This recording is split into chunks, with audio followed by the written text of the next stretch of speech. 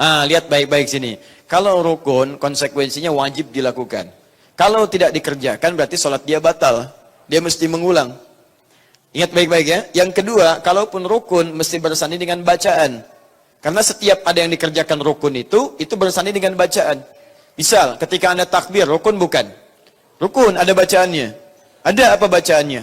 Allahu Akbar. Baik, ketika Anda rukun bukan? Rukun, ada bacaan.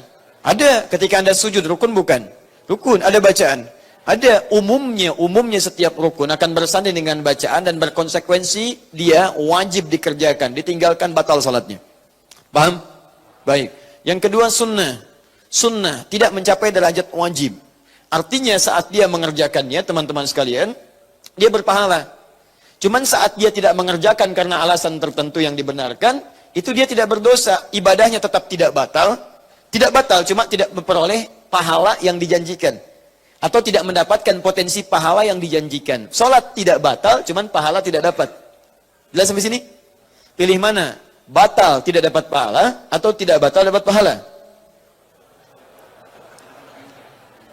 Tidak ada yang kedua.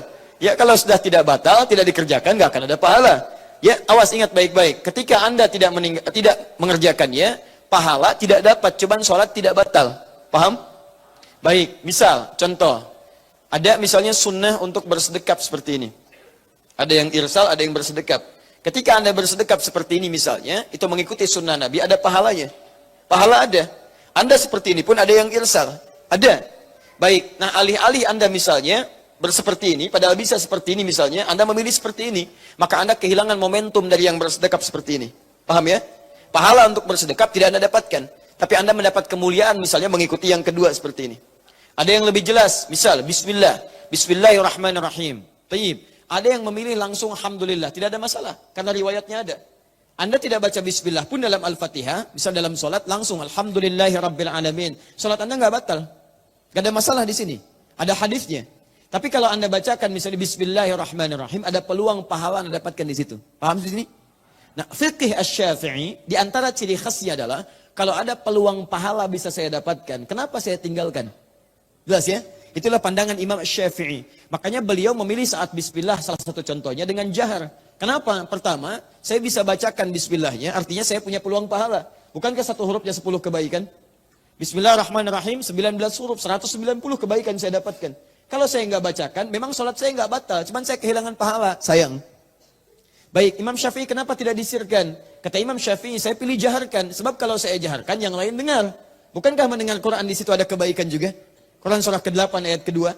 Innamal mu'minuna alladzina idza dzukirallahu wajilat qulubuhum wa idza tuliyat 'alaihim ayatuhu zadatuhum imana wa 'ala rabbihim yatawakkalun. Orang beriman itu kalau disebut nama Allah ada getaran dalam jiwanya. Dan kalau dibacakan ayat Quran ada sentuhan pada dirinya, meningkat imannya dan semakin dekat dengan Allah. Daripada enggak saya keraskan, mendingan sekalian saya keraskan. Pahala saya dapat, orang lain bisa dengar dan ada kebaikan di situ. Itu cara satu contoh pendekatan fikih Asy-Syafi'i. Saya tidak mengatakan Anda mesti ambil yang ini, bukan. Saya menjelaskan begini karakteristiknya. Supaya Anda paham kalau Imam Syafi'i misalnya berhujjah seperti ini maksudnya. Imam Malik mengatakan saya ambil saja yang tanpa basmalah. Langsung alhamdulillahirabbil alamin. Sampaikan oleh beliau. Kenapa? Karena hadis-hadis awal terkait Al-Fatihah itu langsung dengan hamdalah tanpa basmalah.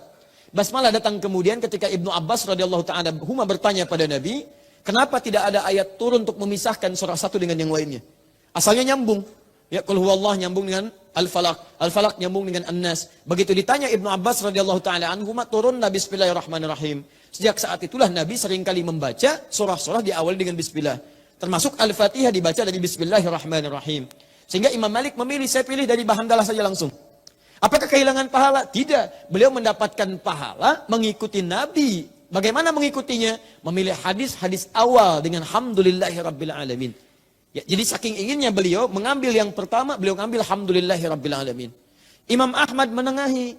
Daripada ini tidak baca, ini baca kemudian. Ada yang ketiga, yang orang lain juga belum tentu tahu ini. Apa itu disirkan? Sir, tetap dibaca tapi tidak dijaharkan.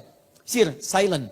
Ya, tidak ada bunyinya. Bismillahirrahmanirrahim. Dibaca pribadi, dibaca bismillahnya, tapi disirkan, tidak dijaharkan, lantas tidak terdengar oleh orang lain. Paham ya? Jadi kalau antum jadi imam, imamnya sir, antum gak harus dekatkan ke mic supaya kedengaran orang. Bismillahirrahmanirrahim. Alhamdulillahi rabbil alamin. Kalau seperti itu sama aja jahar.